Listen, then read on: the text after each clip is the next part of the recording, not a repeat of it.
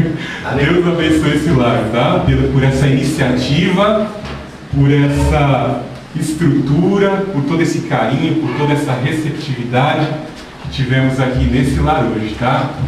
Quero agradecer mais uma vez também a Juliana Palomares, aos meus alunos que se encontram aqui, o Adriano Palomares, a essa família que me recebeu também. Estou feliz hoje também porque encontrei, depois de 2 anos, aí, alguns membros da minha denominação, a Remanescente Cristã Filadélfia, o Alexandre, a Kátia, os meninos, o Alexandre Júnior, o Matheus, o Davi. Que saudade que eu estava de vocês. Muito bom ter encontrado vocês, muito bom estar aqui essa noite, muito bom estar compartilhando a palavra de Deus, tá? E eu tenho certeza que Deus vai falar grandemente com as nossas vidas. Mas a princípio, nós vamos estar trazendo a mensagem da palavra de Deus, algo que eu preparei esta semana, em especial para as nossas vidas nesse culto hoje, nessa sexta-feira, dia 21 de fevereiro de 2014, tá? Por gentileza, abram suas Bíblias no primeiro livro dos Reis, que foi escrito pelo profeta Jeremias, supostamente, assim alguns historiadores acreditam. Primeiro livro dos Reis, capítulo 17. Primeiro livro dos Reis, capítulo 17. Eu vou ler na NVI, a Nova Versão Internacional, tá? Não estranhem a tradução, mas é uma linguagem bem contemporaneizada. Então vamos lá? 1 Reis 17:1. Nós vamos ler 6 versículos. Ora, Elias de Tisbe em Gileade disse a Acabe: juro pelo nome do Senhor, o Deus de Israel, a quem sirvo, que não cairá orvalho nem chuva nos anos seguintes, exceto mediante a minha palavra. Depois disso, a palavra do Senhor veio a Elias: saia daqui e vá para o leste e esconda-se perto do riacho de Querite, a leste do Jordão. Você beberá do riacho, e dei ordem aos corvos para o alimentarem lá. E ele fez o que o Senhor lhe tinha dito. Foi para o riacho de Querite, a leste do Jordão, e ficou lá. Os corvos lhe traziam pão e carne de manhã e de tarde, e ele bebia a água do riacho. Feche os teus olhos. Vamos invocar a presença de Deus, do Espírito Santo, para estar usando a minha vida, os meus sentidos, estar abrindo a sua mente para a compreensão da verdade. Senhor Jesus Cristo, eis aqui a minha vida, mais uma vez eu coloco a Tua inteira disposição, a minha vida e os meus sentidos para estar pregando a Tua palavra. Em nome do Senhor Jesus Cristo, fala com o Teu povo amado que aqui se encontra, esse povo que está sedento da Tua palavra, esse povo que precisa de ouvir de Ti uma orientação, esse povo que se encontra aqui, que precisa tomar uma opção na vida. Em nome do Senhor Jesus Cristo, pelo mover do Santo Espírito da graça, que Tu venhas, Pai Santo, assumir o controle nesse momento. Fala aos nossos corações, nos preencha com o conhecimento da Tua palavra, aplica o Teu conhecimento, a Tua sabedoria na nossa vida, ajuda-nos a testemunhar a Tua glória, ajuda-nos a atender a comissão que o Senhor tem com cada um de nós, ajuda-nos, assim como o profeta Elias, a cumprir a Tua comissão, em nome do Senhor Jesus Cristo. Que todos os espíritos imundos contrários à iniciativa dessa igreja, que aqui cresce nesse lar, sejam repelidos e afugentados em nome do Senhor Jesus Cristo, pelo fogo do Espírito Santo. Que os espíritos imundos contrários à pregação do Evangelho de Jesus Cristo sejam repelidos agora, em nome do Todo-Poderoso, o Senhor Jesus Cristo. Ilumina as nossas vidas, Pai Santo, para a honra e glória do Deus Altíssimo, do Senhor Jesus e do Santo Espírito. Amém. Amém. Como eu disse, essa experiência de Elias, ela vem de encontro, de certa forma, a uma situação que o povo paulistano tem vivido nos últimos dias, pois sabemos que nesses últimos 20 dias foi difícil para as chuvas caírem aqui em São Paulo, e vivemos um período assim de muito infortúnio, de muito desconforto, pois a seca, a estiagem assolou o povo paulistano. Inclusive algumas fábricas aqui em São Paulo fizeram algumas paralisações devido ao calor intenso, principalmente dentro das metalúrgicas, dentro das siderúrgicas, que trabalham com fornos em altas temperaturas. Vemos que realmente foi uma situação muito difícil. E vemos a semelhança, como eu disse, com essa experiência do profeta Elias, numa época em que se cultuavam divindades demoníacas como Baal e Aserá, que eram deuses da fertilidade, que eram deuses que controlavam as chuvas, o vento, o fogo e a terra, né? Numa época em que se cultuavam tantas divindades demoníacas, Deus agora pôs à prova a nação de Israel, pois a nação de Israel se perverteu e deixou de adorar o Deus de Israel, o Deus que os salvou do Egito, o Deus que trazia providência, para cultuar Baal e Aserá. E vemos que nessa época, nessa circunstância caótica, Deus levanta o seu servo Elias para, em contrapartida, pregar a palavra de Deus e assim também desafiar Baal a fazer chover, já que ele era o Deus da chuva. E nós vamos ver que durante 3 anos e meio não vai chover, indicando que Baal não é Deus coisa nenhuma. Quem manda chuva, quem manda fogo, quem manda vento, quem controla a terra é o Senhor Yahvé, Deus Altíssimo. Amém? É muito importante nós fazermos toda uma contextualização, porque quando olhamos para a Bíblia, talvez algumas pessoas tenham dificuldade de entender aquela conjectura, aquela situação, aquele pano de fundo histórico em que os personagens aqui estavam vivendo, e com relação aos dias de hoje, existe uma semelhança muito grande. Aquela circunstância, se nós olharmos para trás, a gente só vai ver hoje em dia a diferença do projeto urbano que existe aqui hoje e o RG e a foto, porque os seres humanos daquela época não tem nada de diferente dos seres humanos dessa época de hoje, tá? Porque essas mesmas divindades que foram derrotadas por Yahvé lá atrás continuam sendo cultuadas nos dias de hoje, e a gente muitas vezes, até o próprio povo de Deus, não nota isso. Então é muito importante a gente observar alguns antecedentes aqui em 1 Reis capítulo 16, versículo 29. Abre a tua Bíblia e acompanhe comigo aí. Veja que era uma época em que já estavam divididos os 2 reinos. Antigamente, no período de Davi e até Salomão, até 931 a.C., existia o reino de Israel unificado, as 12 tribos unificadas pelo grande esforço e trabalho do rei Davi, que pelas batalhas, pela devoção e o temor do Senhor, ele conseguiu manter unificadas as 12 tribos de Israel. Mas vemos que os pecados de Salomão e os pecados de Roboão, seu filho, levaram a perder todo o trabalho de unificação de Davi. Houve uma separação, um cisma em 931 a.C. As 10 tribos do norte adotaram como capital Samaria, e as 2 tribos do sul, Israel, Judá, Levi e uma parte de Benjamim, ficaram com a capital em Jerusalém. Veja que ele faz um pequeno detalhe dessa descrição que eu acabei de fazer aí no capítulo de 1 Reis 16, versículo 29. No 38º ano do rei Asa, rei de Judá. Note aqui que o rei Asa era um bom rei, né? Começou muito bem o seu reinado. Era rei em Judá, capital Jerusalém. E Acabe, filho de Onri, que aí já é a capital, Samaria, Israel, das 10 tribos do norte.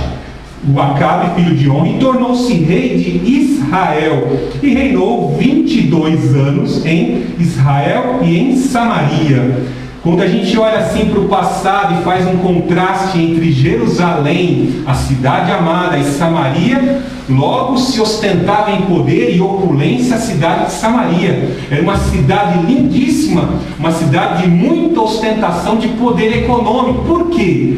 Ela trazia em si uma bênção de um filho de José, porque as bênçãos de Jacó, quando estava desferindo bênção para os seus 12 filhos, os filhos mais abençoados foram José, Manassés e principalmente Efraim. Efraim era uma tribo que trazia muito poder econômico, e esse poder econômico ostentava-se lá na capital de Israel, Samaria. A tribo de Efraim e de Manassés eram tribos fortíssimas, né?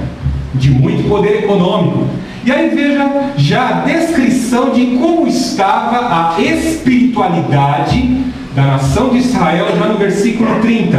Acabe, filho de Omri, fez o que o Senhor reprova, mais do que qualquer outro antes dele. Então vemos que o rei de Israel, das 10 tribos do norte, com a capital em Samaria, se apartou de algo muito importante.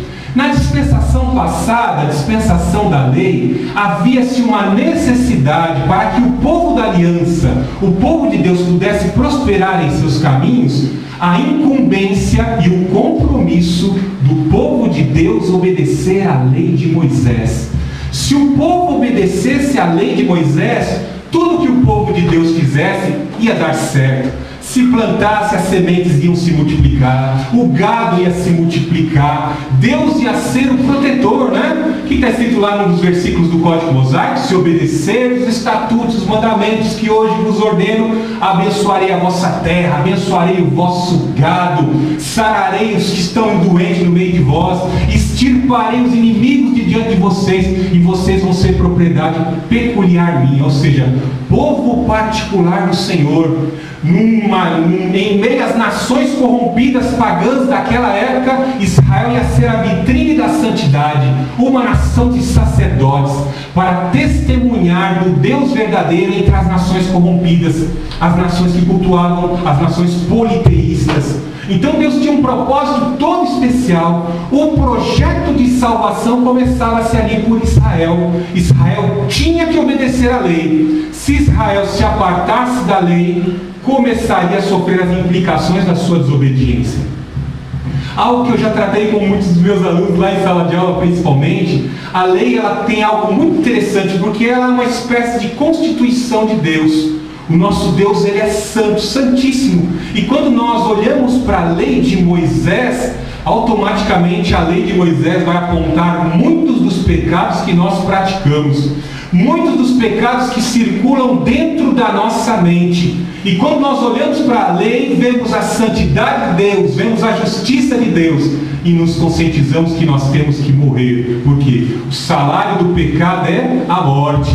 E o profeta Ezequiel diz que toda alma que pecar, esta morrerá. Então nós vemos que o nosso Deus, ele é um Deus de amor, mas ele também é fogo consumidor. Então existia uma condenação de lei para as nossas vidas. Mas vemos que toda essa condenação e juízo que a lei tinha para as nossas vidas, ela foi dissolvida na graça através do sacrifício do Senhor Jesus Cristo. Toda vez que você pegar a Bíblia para ler, principalmente no Antigo Testamento, você vai ver que você merece morrer. Você está separado do Deus verdadeiro por causa do pecado. Mas quando você, em misericórdia, por opção, em contrição, se arrepende, confessa os seus pecados, essa graça, esse amor de Deus é derramada na tua vida pela fé no sacrifício do Senhor Jesus Cristo. E a condenação da lei que tinha para a tua vida, ela é fincada no sacrifício de Jesus Cristo. E a condenação da lei não é mais para a tua vida. O Senhor desenvolve graça para a tua salvação através da oferta do Senhor Jesus Cristo. Algo muito interessante é nós observarmos a distinção do cristianismo para as religiões pagãs. Porque a gente vê que lá no tenda de candomblé, lá, eu digo isso porque meu tio é alto escalão do candomblé, ele chega em casa com os pés tudo sujo, que ele fica lá completamente possesso, dançando para os Exu lá, para os orixás, né? Então nas religiões pagãs se exige o sacrifício de animal, né? E o Deus das religiões pagãs não se sacrificam pelos seres humanos. Certa vez eu passava um documentário lá para a minha igreja, a Remanescente Cristã de Filadélfia, e uma ex-satanista dizia, né, que ela fazia tudo aquilo que o diabo queria com a vida dela. Dava ordem para ela ia lá, obedecia. O diabo, e ela sempre obedecia o diabo, mas o diabo nunca disse para ela assim: eu te amo. E quando ela aceitou Jesus, ela ouviu várias vezes no ouvido dela Deus dizer através do Espírito Santo: eu te amo e eu quero te salvar. Está entendendo? Então é difícil ver nas religiões esotéricas o diabo falar: eu te amo. O nosso Deus, ele fala ao nosso coração: eu te amo, você é meu filho, né? E Deus nos trata com amor, ele caminha conosco e quer nos salvar. Então vemos aqui que a condenação que tinha para a tua vida através da lei, ela foi absolvida pelo sacrifício de Cristo. Todo aquele que invocar o nome do Senhor será salvo, tão somente se o aceitarmos como Senhor e Salvador, já estaremos isentos da condenação eterna. Então veja aqui, então Acabe estava numa situação terrível de condenação, porque se apartou da lei de Moisés, né? Então, primeira coisa, se afastou dos caminhos do Senhor. Veja no versículo 31. Ele não apenas achou que não tinha importância cometer os pecados de Jeroboão, o primeiro rei depois do cisma de Israel, né? Jeroboão, que era o capataz das obras de Salomão, do templo de Salomão, filho de Nebate, mas também se casou com Jezabel. Coisa muito interessante aqui nós observarmos que além dele desobedecer a lei, ele desobedeceu também outras cláusulas importantes da lei, no que diz respeito lá a Deuteronômio, capítulo 7. Vemos que a lei de Moisés, ela tinha uma orientação muito restrita para os filhos de Deus quando eles fossem se casar. É muito importante você estar escolhendo um cônjuge, alguém com quem você vai se relacionar sentimentalmente. Por que eu faço questão de tocar nesse assunto, né? Essas decisões que tomamos na área sentimental são muitas vezes, se não a fazemos com a razão, pela influência da Palavra de Deus e do Espírito Santo, podem trazer implicações terríveis para a nossa vida sentimental. Veja que Acabe desobedeceu a lei, Deuteronômio capítulo 7, e foi buscar na terra dos sidônios, dos inimigos de Israel, dos inimigos de Deus, que são os pioneiros na prática do baalismo, do culto a Baal. Ele buscou lá na casa do rei Etebal, através de relações comerciais, acabou lá fazendo uma aliança e se casando com a filha do rei Etebal.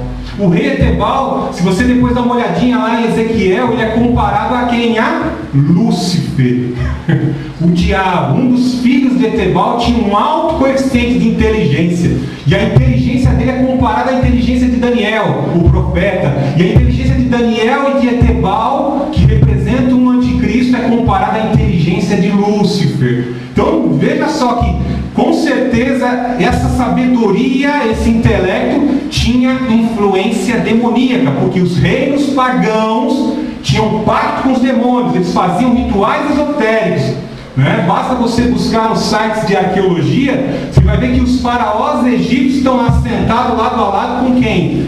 O Horus, o filho de Osíris, o filho de Ísis, né? Então os faraós, os imperadores, governavam lado a lado com os demônios, com o diabo, tá? Então ele vai casar com a filha do Etebal, o rei Acabe.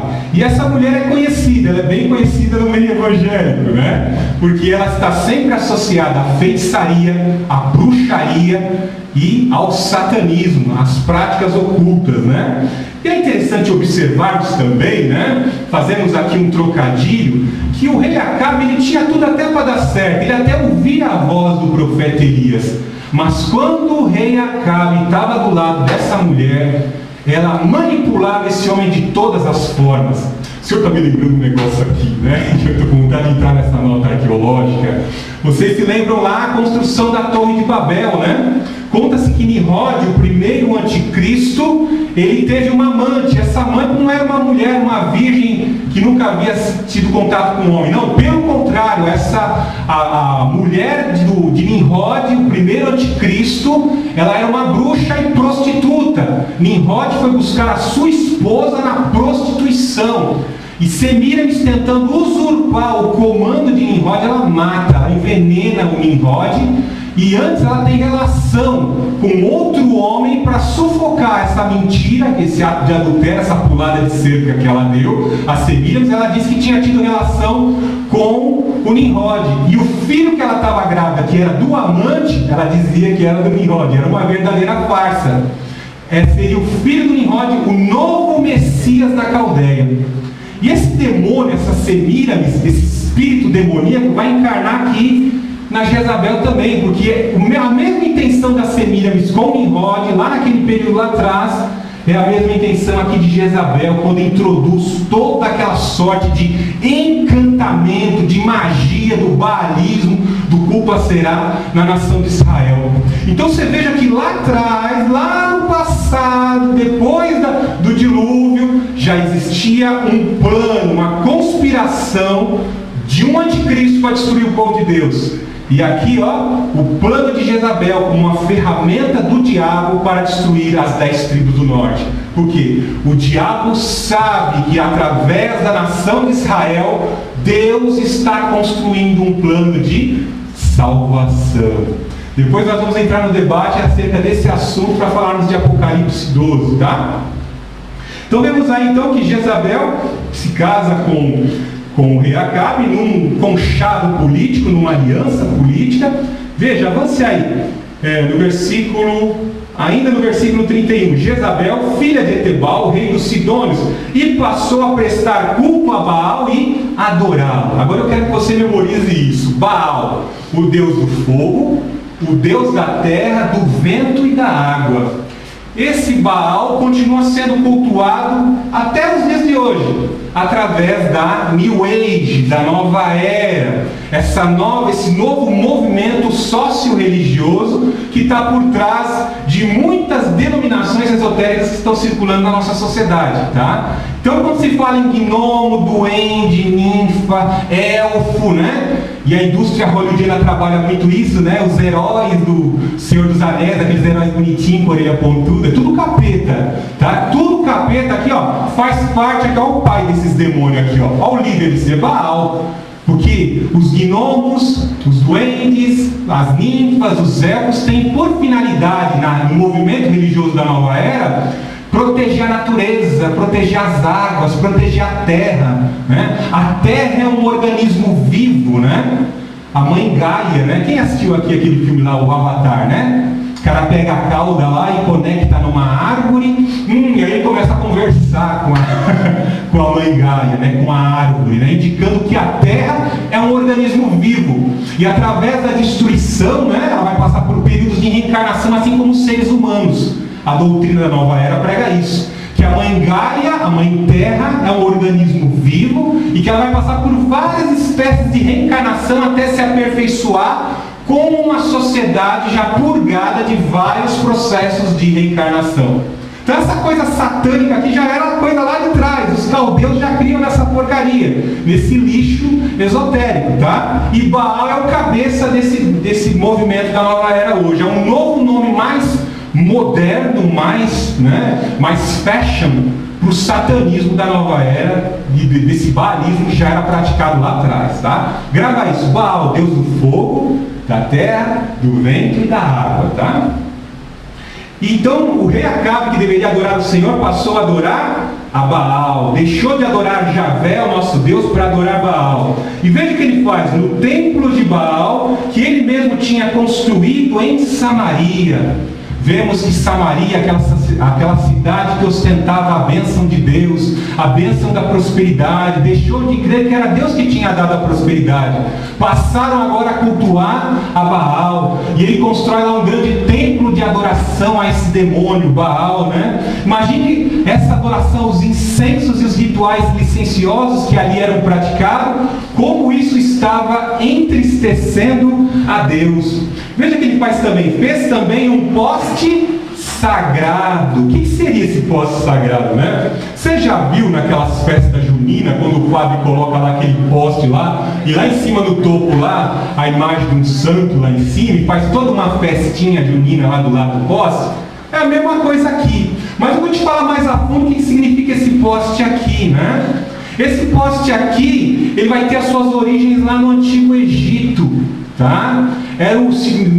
Era, de certa forma, o local centro de toda uma religião cultualística esotérica, porque era o órgão sexual de Osíris. Porque o culto a Osíris, o culto a Baal envolvia toda uma sexualidade.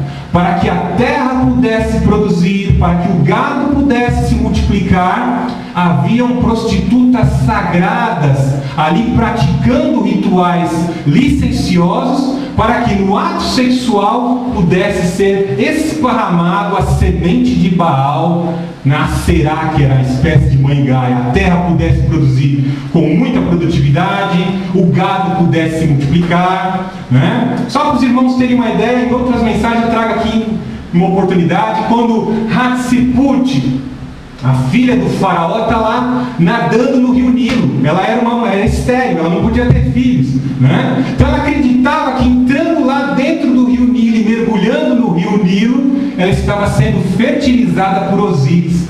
Então muitas mulheres estéreis, alguns homens até com deficiência erétil, iam lá cultuar Baal. Para quê? Para se tornarem viris, para se tornarem produtivos, para cessar a esterilidade. Então isso aqui era algo realmente abominável. Isso aqui é o que a gente pode ver hoje, os obeliscos que estão espalhados na maioria dos bairros e nas grandes capitais do mundo. Vamos lá no Parque do Ibirapuera, tem um obelisco gigantesco lá. É um órgão de Osíris, é um órgão de Baal, né? Vamos lá para Brasília, tem lá em frente lá ao Planalto Central, lá tem um obelisco. A Torre Eiffel. Vemos também em Istambul, na Turquia, em Estocolmo, na Suécia. Todas as capitais nós encontramos o órgão de Baal. Por quê? Como eu disse, Baal continua sendo adorado. Homens, para ter o poder financeiro, eles cultuam a Baal, fazem alianças com Baal, fazem rituais esotéricos com Baal, assim como Acabe estava cultuando a Baal para ter o poder financeiro. Vocês já viram lá nos Emirados Árabes, na cidade de Dubai, hoje a predileta dos grandes capitalistas, das grandes corporações, né? Tem uma torre lá de quase 1 quilômetro de altura, órgão de Baal. Essas construções faraônicas estão vinculadas à maçonaria. Essas construções arquitetônicas que nós podemos ver aqui espalhadas por São Paulo fazem parte desses projetos arquitetônicos. Rituais esotéricos são assim implantados, são demonstrados através dessas construções faraônicas. Depois do debate nós vamos estar nos aprofundando disso, porque é algo que entristece ao Senhor. E algo mais terrível, vou fazer questão de falar aqui, veja o Vaticano. Você já observou o Vaticano? O que tem lá no centro do Vaticano? Tem um obelisco lá no meio, não tem? Já deu para você imaginar, né? Que a Igreja Católica hoje, ela tem vínculo com a adoração a Baal. Então isso aqui entristece muito a Deus. Volto novamente em Deuteronômio capítulo 7, vemos que Deus dá uma orientação muito restrita para Moisés. Quando entrares na terra que o Senhor teu Deus te dá, você vai derrubar os altares, Moisés. No exército de Israel, derruba os altares, derruba as colunas sagradas a Baal. Ó. Derrubar o que? Os obeliscos. Então existia uma série de obeliscos, locais onde se cultuava Baal e Aserá, tá? Então a gente vê aqui no versículo, fez um grande poste sagrado, no versículo 33, ele provocou a ira do Senhor, o Deus de Israel, mais do que todos os reis de Israel antes dele. Durante o seu reinado, Hiel de Betel reconstruiu Jericó, lançou os alicerces a custo da vida do seu filho mais velho Abião e instalou as suas portas às custas da vida do seu filho mais novo Segube, e de acordo com a palavra que o Senhor lhe tinha falado por meio de Josué, filho de Nun. Que texto complicado. Você vai encontrar a resposta desse versículo para compreender lá em Josué capítulo 6. A primeira cidade conquistada na terra de Canaã foi cidade de Jericó, onde se cultuava réplicas desses deuses que estão sendo falados aqui. A mulher Semíramis, que era cultuada por Jezabel, naquela época de Josué, quando está entrando na terra prometida, era a deusa Naná, a deusa Lua, a deusa da fertilidade. Tanto é que os árabes, até hoje, eles colocam o símbolo dessa deusa Lua em suas bandeiras. A bandeira da Turquia, a bandeira da Argélia, tem algumas bandeiras que você vai encontrar um símbolo de uma lua, não vai? Né? Você encontra também o símbolo do sol, encontra o Deus Sol e o Deus Lua, os mesmos demônios que eram cultuados lá. Então, a cidade de Jericó cultuava o Deus Shamash, o Deus Sol, cultuava a deusa Naná, a deusa Lua. Então, Deus disse para Josué, taca fogo na cidade, incendeia, mata, destrói a todos. Essa cidade se tornou anátema, maldita.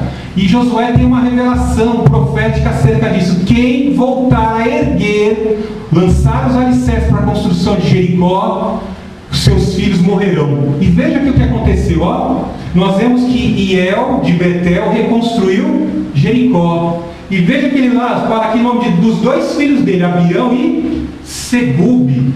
Deu para os irmãos entenderem quando eu falei aqui de projetos urbanos? O cara, para poder ostentar poder reconstruindo uma cidade, ele sacrificou os 2 filhos, né? Coisa terrível. O rei Manassés também, para ter o poder e a comunhão com os demônios, ele também sacrificou seus filhos, passou o seu filho no fogo. É interessante, vocês já notaram que alguns sumiços, desaparecimentos de algumas crianças não são elucidados? Né? Foi detectada uma quadrilha no Paraná, né? Foram autuados em flagrante mais de 23 vereadores e deputados estaduais lá sacrificando crianças aos demônios. Já contei isso em sala de aula. Certa vez um sertanejo aqui no interior de São Paulo estava indo para a pescaria numa sexta-feira e de repente ele vê um negrinho dentro de uma gaiola de bambu ao lado de uma oca de candomblé. Ou seja, o menino estava ali, foi capturado, estava ali esperando o momento para ser sacrificado. Esse sertanejo correu para a cidade, avisou a polícia. Na hora que a polícia chegou lá à noite, pegou todos em flagrante, deputado, vereador, iam sacrificar aquela criança a Baal, aos demônios. Então, aqui vemos que lá no passado eles já sacrificavam crianças. Essas crianças desaparecidas aí, são as mesmas práticas satanistas que são praticadas ao longo da história. Assistam o filme Helena de Troia, que vocês vão ver que o grande general de uma das cidades gregas, ele sacrifica a própria filha para que o deus Mitra mande os ventos e eles possam atravessar o Egeu e conquistar a cidade de Troia. Então, era muito comum se assassinar crianças.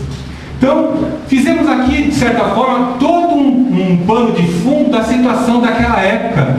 E como eu disse, aquela situação daquela época é semelhante à dos dias de hoje, não mudou nada. É que muitas vezes nós estamos no aconchego do nosso lar e nós não percebemos a carência do mundo, a carência dos inocentes, a carência dos incautos, daqueles que precisam ouvir o Evangelho de Jesus Cristo para poderem salvar as suas vidas. Quão terrível é a pessoa morrer e não ter a oportunidade de ouvir o Evangelho da salvação.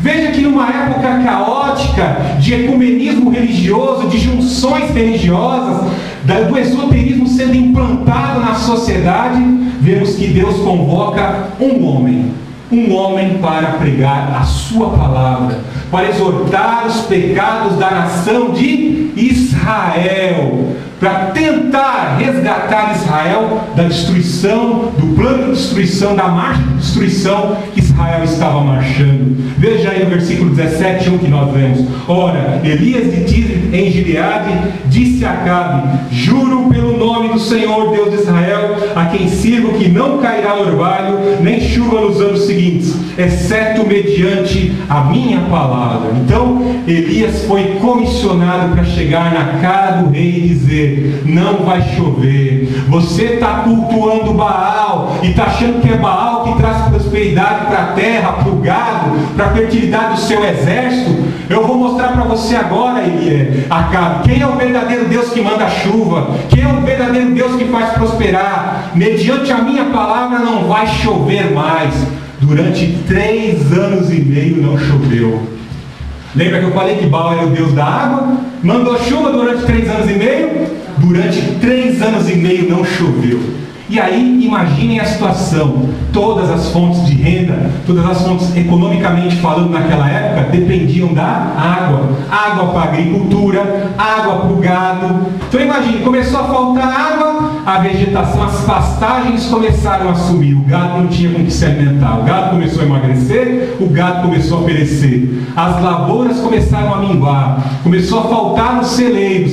Água é essencial para a vida. Tanto é que a água é comparada à obra do Espírito Santo para a lavagem, para a purificação, para saciar a sede do crente que busca a verdadeira água da vida. Para nós entendermos os dias de hoje, basta você analisar a situação que nós vivemos esses últimos dias. Mais de 20 dias sem chover. Já pensou que ia ficar mais de 60 dias sem chuva? Ou 3 anos e meio sem chuva? Ficar sem banho? A nossa higiene pessoal vai sendo debilitada. Já pensou? Numa igreja, num dia quente como esse, as pessoas aqui sem banho, sem escovar os dentes, O cheiro vai subir, o cheiro vai ficar insuportável, né? As roupas sujas, né? Nós vamos ter desconforto na hora de dormir com o calor e o nosso corpo cheio de poeira, de sujeira. Vai ficar muito complicado, né? Então Deus envia a crise para que o povo possa buscar o verdadeiro Deus. Por que Deus permite o sofrimento, né? Nós vemos muitas igrejas hoje trazerem uma proposta, né? Muitas igrejas do meio neopentecostal, né? Pare de sofrer, determine, tome posse já. Algumas músicas do J. Neto trazem essa ilusão na vida dos crentes, né? Tome posse já e agora determine a sua vitória, né? E a gente vê aqui que enquanto Deus não dá a ordem lá em cima, não é o homem que determina. É Deus sim que manda, é Deus que comissiona, é Deus que verdadeiramente faz, né? Então vemos aqui que Deus está provando o seu povo. E Deus usa a ferramenta do sofrimento para aproximar os seus filhos de si. Deus usa a vara de correção da vida, os problemas dessa vida, os desafios dessa vida, para aproximar você dele. Já notou coisa interessante, né? O filho, quando faz coisa errada, ele vai buscar em quem? No seu pai, né? A Juliana estava falando, minha filha só fica apegada a mim, né? E vai ser assim mesmo, ela está criando um vínculo de amizade, de amor, ao ponto de, em todas as situações da vida, a Mariane vai buscar sempre apoio na sua mãe. Bem assim, muitas vezes alguns filhos estão desgarrados, bem assim, alguns filhos estão desviados, bem assim, alguns filhos estão afastados do Senhor. E o que o Senhor faz? O Senhor permite o sofrimento. O Senhor permite que a escolha errada, o caminho errado, traga desdobramentos, traga as implicações, para que aquela pessoa venha olhar para o céu e invocar o Deus Altíssimo. Porque o nosso Deus está sempre de braços abertos, esperando o filho se arrepender, para que haja a aproximação. Olha que coisa maravilhosa, né? Deus não está lá em cima bravo, estou esperando o momento que ele se implicar lá, aí eu vou pesar mais o dedo na cruz dele para afundar ele mais na... Não. Deus chora quando você sofre. Quando você chora na sua casa, quando você chora no seu ambiente de trabalho, quando você está chorando no seu problema, Deus chora com você. Ele se entristece. É como um pastor que tinha 100 ovelhas e deixou as 99 e foi atrás daquela ovelha perdida. Você é povo do Senhor, você é amado do Senhor, e Deus não está nem um pouco satisfeito em ver você sofrer. Só que Ele não vai isentar você do sofrimento, assim como Ele não isentou o próprio filho dele. Jesus não nasceu sofrendo? Não teve que nascer dentro do estábulo? Não sofreu a vida inteira? Não sofreu até o último instante na cruz do Calvário? Por que Ele vai isentar você? Então Deus usa as ferramentas do sofrimento para nos aproximar dele. Então quando o sofrimento vem, se aproxima de Deus. A luta veio, fique na dependência de Deus, porque você vai ver que você sozinho não consegue se livrar do problema. E é aí que a graça de Deus superabunda. Quem nos separará do amor de Cristo? Será a tribulação, a angústia, a perseguição, a fome, a nudez, perigo ou espada? Ninguém, nem a morte, vai separar você do amor de Deus. Porque Ele nos ama, Ele quer nos salvar. E Ele chama você para pregar essa verdade que eu estou pregando aqui. O mundo está caótico, os católicos veem tanto escândalo de pedofilia, mas continua crendo num padre maçom rotariano lá no Francisco. É escândalo atrás de escândalo. Vemos as pessoas sendo engodadas, né? Vemos o sistema engolindo as pessoas, o sistema midiático, o entretenimento engodando as pessoas, né? É até interessante que nos discos de música mundana, né, a maioria deles fala, eu não creio em Deus, Deus nunca me foi apresentado. Mas por que você ataca Jesus Cristo no seu disco, né? Tem sempre uma imagem de blasfêmia nas capas de disco de rock, os filmes atacam Jesus Cristo. Se Deus não existe, então por que no seu filme lá você está atacando, né? Por que está atacando o cristianismo? O que o cristianismo te fez? Então, nós percebemos que o sistema desse mundo é controlado e fomentado pelo diabo, o príncipe desse século, o príncipe das potestades do ar, né? Então Deus comissiona você, Deus quer contar com você para essa grande missão de pregar a palavra de Deus, chegar na cara do rei e dizer, acá você está em pecado. Aqui eu vejo um cara bem nordestino, bem valente mesmo, igualzinho a João Batista, que chegava na cara de Herodes e dizia, ó, você está em pecado, você está com a mulher do teu irmão. né? E ele tinha coragem dada pelo Espírito de Deus. Elias tinha essa coragem aqui e enfrentou o rei, né?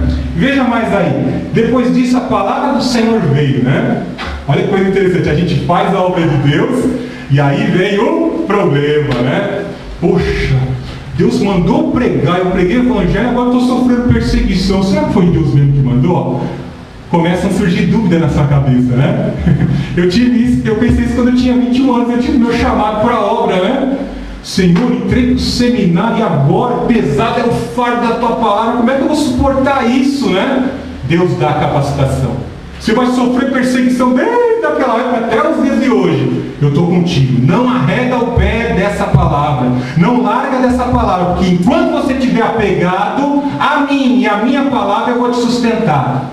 É como a palavra da videira verdadeira. Existe uma videira verdadeira, né? Nós somos o ramo dessa videira verdadeira que é Cristo. Enquanto o nosso ramo está ligado à videira, a seiva da videira verdadeira, ó, vai circular pelos ramos que somos nós. E nós vamos produzir bons frutos, porque estamos ligados à videira verdadeira. Nós vamos viver para sempre. Amém? Então, Deus fala para Elias: Elias, agora sai, você já enfrentou Acabe, agora eu vou tratar com você. Sai dessa região aqui e vá lá para o riacho de Querite, ao leste do Jordão, porque eu vou cuidar de você. Coisa difícil. Quando Deus comissiona o seu servo e fala: eu vou cuidar de você, meu servo. Quando a gente vai começar a obra de Deus, a gente logo pensa na questão do recurso. Existe uma ferramenta chamada dinheiro, um instrumento de troca, que vai, de certa forma, nos locomover. A gente depende do dinheiro, já notou?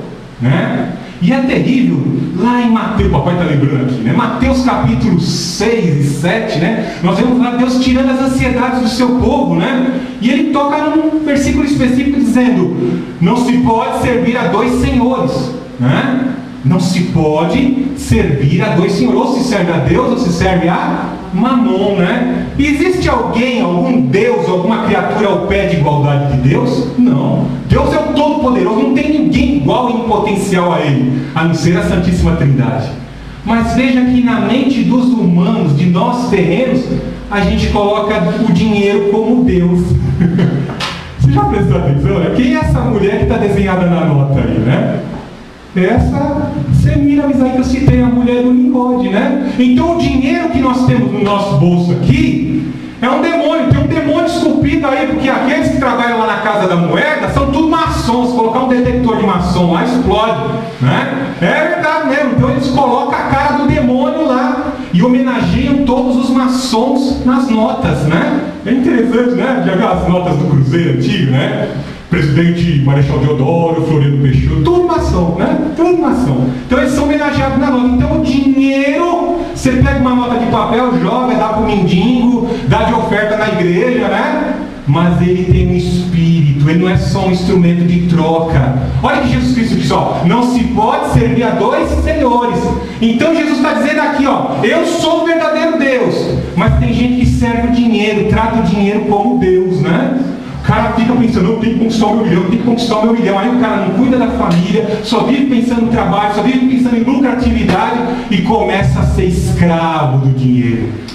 Grava isso que eu vou te falar agora. O dinheiro foi feito para me servir. O nome do meu Senhor é Jesus. Grava isso. O nome do meu Senhor é Jesus. E eu não sou escravo do dinheiro. Dinheiro eu trabalho, conquisto e compro aquilo que eu preciso para dentro de casa. É um instrumento de troca. Eu não posso idolatrar o dinheiro. Eu não posso viver correndo acirradamente, passar por cima das pessoas, destruir as pessoas, explorar as pessoas para lucrar dinheiro. Porque quando fazemos isso, estamos tratando o dinheiro como Deus. E isso entristece a Deus.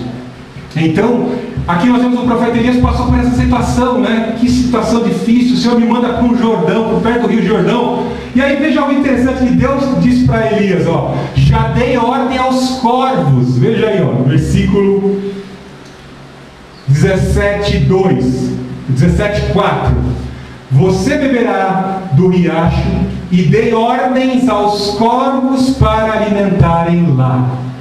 Aqui eu trago a proposta de um tema dessa mensagem, que eu não falei no início desse trabalho, né? 3 provisões na vida de um servo. 3 provisões na vida de um servo de Deus. Essas 3 provisões que Deus vai dar para Elias, todas elas vêm munidas de um ensinamento didático, um ensinamento que Deus quer ensinar para o seu servo comissionado. Então aqui Elias foi frustrado, os preconceitos de Elias foram quebrados, porque Deus está dizendo aqui, ó, eu já dei ordem para o urubu levar comida para você, o corvo é da família do urubu. E Elias lembrou, poxa, mas o urubu, o corvo, está na lista dos animais da lei de Moisés, são animais imundos. Deus vai me alimentar com urubu? É assim que Deus quebra os nossos conceitos. Porque a gente sempre pensa assim, né? A gente racionaliza. Quando eu for fazer essa obra de Deus, Deus vai fazer assim, assim, assim, assado. Foi que nem eu quando cheguei aqui hoje. Eu imaginei uma coisa. Cheguei aqui, tinha toda uma estrutura que me surpreendeu. Então Deus sempre nos surpreende e nos concede algo além daquilo que pedimos ou pensamos. Então a gente está pensando, vai ser desse jeito, ou de veludo cotelê, calça de veludo cotelê, ou tudo de fora, né? E Deus quebra os nossos conceitos, porque Deus nos quer cada vez mais humildes. Assim como o apóstolo Pedro. O apóstolo Pedro pensou assim, eu sou cristão, a igreja cristã tem que ser só aqui na Judéia, os gentios não podem receber o Espírito Santo.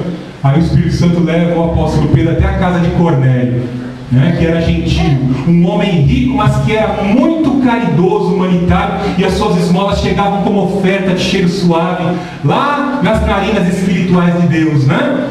E Deus dá um sonho para Pedro e mostra um lençol branco que representa a pureza, e sob esse lençol vários animais imundos, e Deus fala para Pedro, Pedro, mata e come.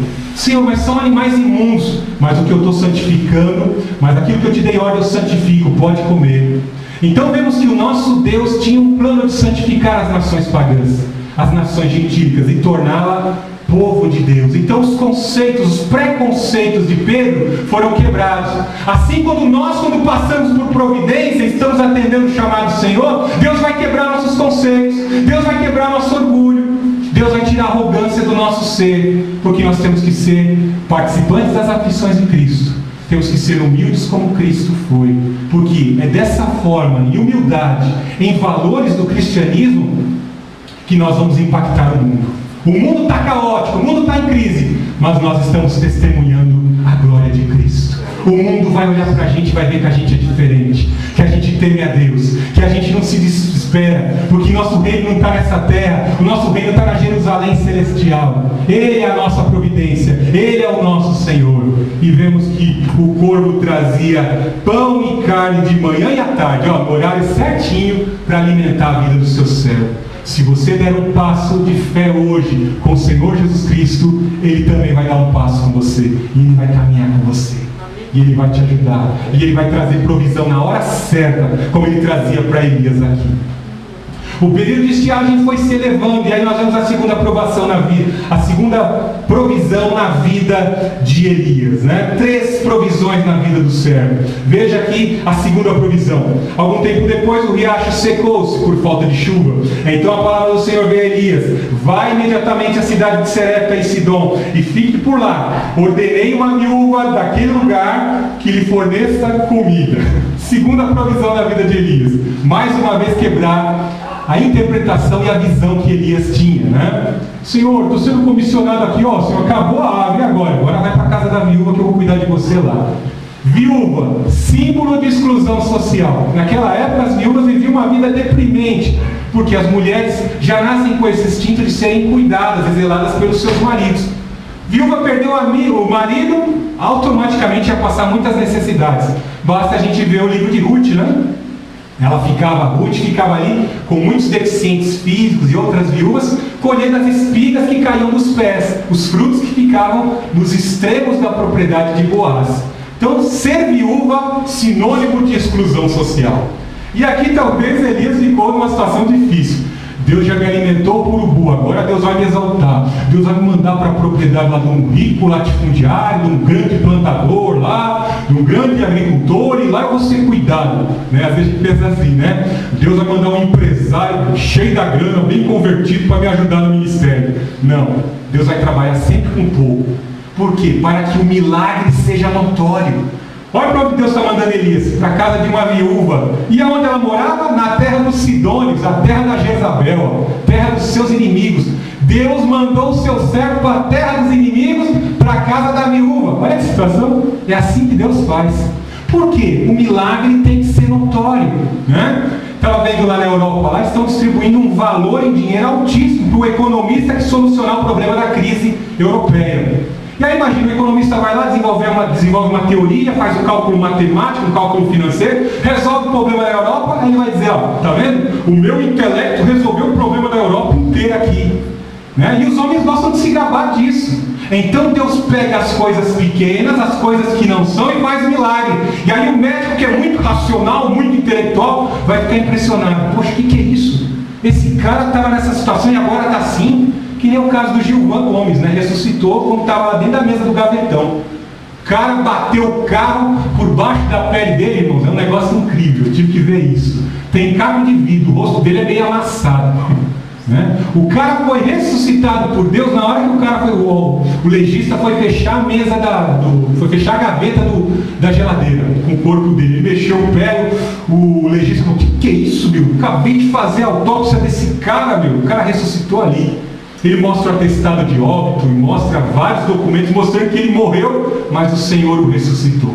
Então, o milagre tem essa característica de ser extraordinário, fora do comum, fora do normal, transcende o intelecto humano, transcende o cálculo matemático, transcende a ciência para mostrar que Deus supera e transcende a todo conhecimento humano ilimitado. Isso é milagre. Isso é extraordinário. Então Deus cuida do seu servo aonde? Na casa da viúva. É interessante, essa terceira provisão, essa segunda provisão na vida de Elias, traz outro ensinamento muito importante, tá? É interessante que muitas vezes algumas pessoas pensam assim: Jesus vai entrar na minha casa e quando entrar na minha casa nada vai dar errado, né? Muita gente pensa assim, a gente vê até alguns certos missionários na televisão falar isso, né? Que você não tem que aceitar a derrota, que você não tem que aceitar a doença, que você não pode aceitar isso, não aceitar aquilo, você tem que determinar. Coisa complicada, né? A gente vê aqui que o profeta vai para a casa dessa viúva e na casa dessa viúva vai haver morte. Nós vamos ver que o Senhor Jesus, o médico dos médicos, entra na casa da sogra de Pedro e a sogra de Pedro fica doente. Tá entendendo? Deus não vai isentar você da enfermidade na sua casa. Você aceitou Jesus, vai ter problema. Vai ficar doente, vai pegar gripe, vai passar por situações difíceis. Não tem blindagem para você. Para Jesus não teve blindagem, por que vai ter blindagem para a sua vida? Né? Então essa viúva, ela é desafiada a sua fé. Veja que Elias obedece à ordem do Senhor, vai para a região de Sidom, e lá ele encontra a viúva, e vemos a viúva lá catando os gravetos, né? No capítulo 17, versículo 12, né? E aí ela fala: olha, eu só tenho aqui um punhado de farinha no jarro e um pouco de azeite. Eu vou fazer aqui um pão para mim, para o meu filho, e nessa época de estiagem aqui eu já estou preparada para morrer. E aí o profeta lança o desafio para aquela mulher: não, você vai lá para dentro, vai pegar essa única porção que você tem, você vai deixar de dar para você e para o seu filho, vai fazer um bolo para mim primeiro. Se você fizer isso, tem promessa para a tua vida. Veja aí que ele fala aí, ó. Veja no versículo no 12, no final do 12 aí: estou colhendo os 2 gravetos para levar para casa e preparar uma refeição para mim e para o meu filho, para que comamos e depois morramos. Elias, porém, lhe disse: não tenha medo, vá para casa e faça o que ele disse, mas primeiro faça um pequeno bolo com o que você tem e traga para mim, e depois faça algo para você e seu filho, pois assim o Senhor, Deus de Israel, assim os Deus de Israel, a farinha na vasilha não se acabará, e o azeite na botija não se secará, até o dia em que o Senhor faça chover sobre a terra. Viu que interessante? Se aquela mulher obedecesse aquele desafio, não ia faltar mais farinha e nem azeite até chover novamente. Quanto tempo ficou sem chover? Durante 3 anos e meio. Olha o desafio que Deus nos faz. Que em época de crise nós somos chamados para atender a comissão do Senhor Jesus. E se nós dermos esse passo e atendermos e aceitarmos e andarmos com Ele, não vai faltar azeite. não vai faltar farinha. E essa mulher vai atender o desafio de Elias. Ela vai fazer o pão, o bolo para Elias.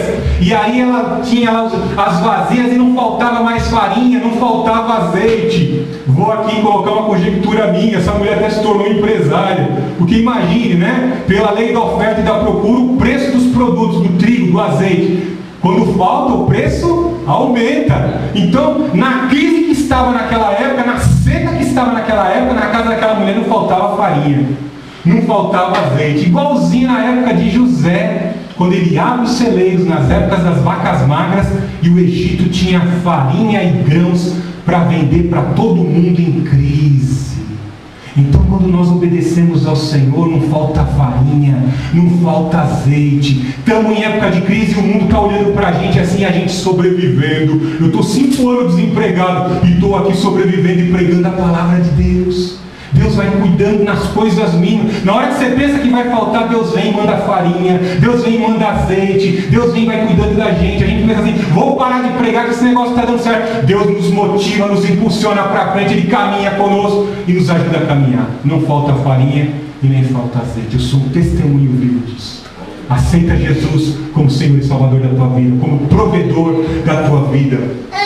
E aí, como eu disse, a gente pensa assim, crente não fica doente, né? Quando tem Jesus no barco não dá nada errado, né? Vou correr um pouquinho, tá, gente? Que tem mais outra provisão para falar aqui, já deveríamos estar falando, né? Para abrir os debates, né?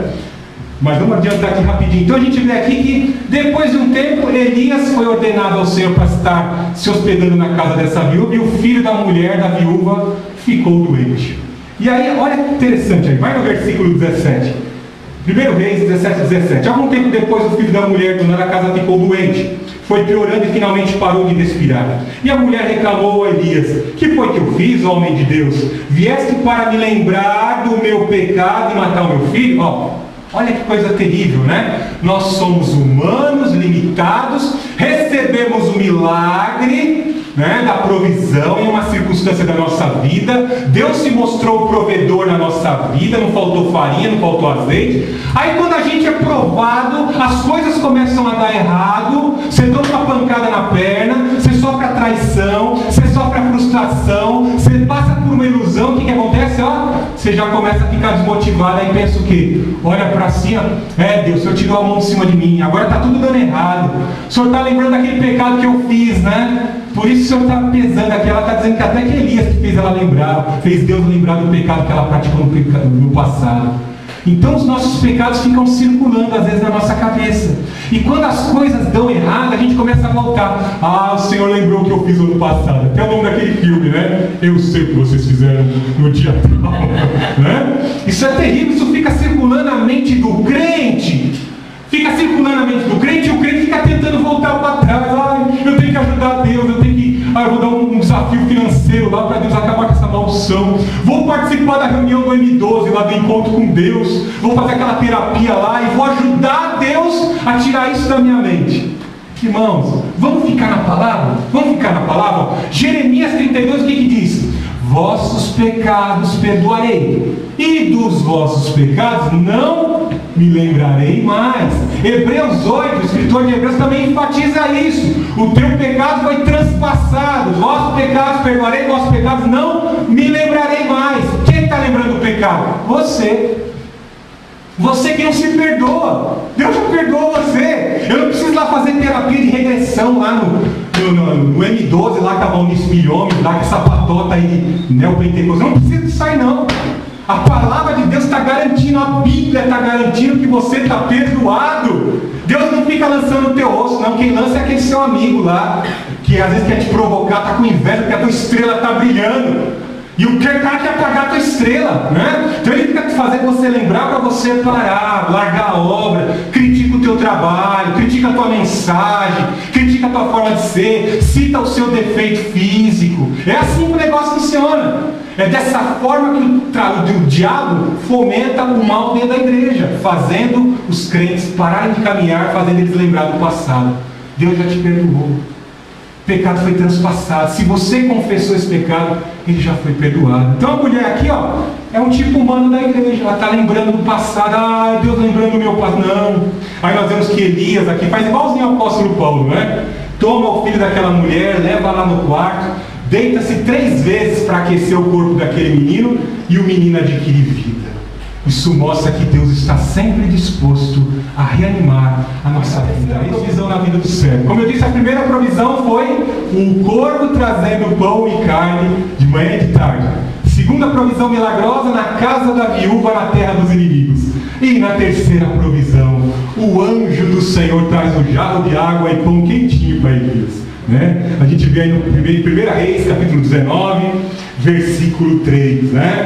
E a terceira provisão, Deus traz um ensinamento maravilhoso. Deus quis mostrar para Elias o que eu revelei para o meu servo Moisés. Eu vou revelar para vocês. Porque Deus vai permitir que Elias se desloque da onde ele estava até o Monte Horebe. Onde foi que Deus se revelou para Moisés? No Monte Horebe. E lá Deus vai se manifestar. Veja aí, no capítulo 19, 11, Deus manda, o Senhor lhe diz: saia e fique no monte, na presença do Senhor, pois o Senhor vai passar. Então veio um vento fortíssimo. Lembra que eu falei para você decorar o negócio do Baal lá, né? Então veio um vento fortíssimo que separou os montes, esmigalhou as rochas diante do Senhor. Mas o Senhor não estava no vento. Depois houve um terremoto, mas o Senhor não estava no terremoto. Depois houve um grande fogo, mas o Senhor não estava nele. E depois do fogo houve um murmúrio de uma brisa suave. O que Deus está mostrando aqui? Eu sou Deus que se revelou em poder para Moisés. Eu estou acima de Baal. Se eu quiser destruir a terra, eu destruo. Eu mando vento, eu mando fogo, eu faço chover. Se você olhar no capítulo 18 aí, 3 anos e meio sem chover, Elias fala para Acabe: corre que a chuva vai te pegar no caminho. Deus mandou chuva. Lembra quando Elias está enfrentando os profetas de Baal? Os 450 profetas estão lá se mutilando. Manda fogo, Baal, manda fogo, Baal. Já estavam se retalhando todo lado. Baal mandou fogo. Elias até tirou uma com a cara dele, dizendo: eu acho que Baal está defecando. Fala assim: eu acho que Baal está defecando, porque vocês estão se mutilando aí e Baal não manda fogo. E aí nós vemos que faltava água. Elias restaura o altar, faz um rego, joga água, que era caríssimo naquela época. E Deus manda fogo com a invocação de Elias. Deus manda fogo, consome o holocausto e consome a água do rego. E manda uma chuva, um temporal incrível que pega Acabe na carreira. E para os irmãos entenderem aqui, Deus está mostrando: eu estou acima dos deuses. Não creio nas provisões dessa terra, elas são instáveis. Sou eu que sustento, sou eu que guardo, sou eu que dou a salvação eterna. E aí vemos algo muito interessante. A terceira provisão traz um ensinamento também interessante. Porque às vezes a gente está servindo a Deus e a gente pensa assim: só eu sirvo a Deus. Olha, a minha espiritualidade é mais elevada do que o irmão ali, São às vezes preconceitos e às vezes coisas que estão dentro da nossa mente que não é a verdade. Veja que Deus fala para Elias aí no 19 e 18: no entanto fiz sobrar 7.000 em Israel, todos aqueles cujos joelhos não se inclinaram diante de Baal, e todos aqueles cujas bocas não o beijaram. Está cheio de pagão beijando a mão do santo lá, do padre, Naquela época era a mesma coisa, ia beijar a estátua do Baal, beijar a estátua da Aserá, 7.000 homens de Deus que estavam adorando ainda o Deus vivo e verdadeiro. Elias fazia parte, era 7.001 com Elias. Então, irmãos, o nosso Deus é Deus verdadeiro. Tem gente como você que está insatisfeito com esse sistema, com essa corrupção que comanda todo mundo. Nós estamos com o Senhor. Vamos ficar de pé.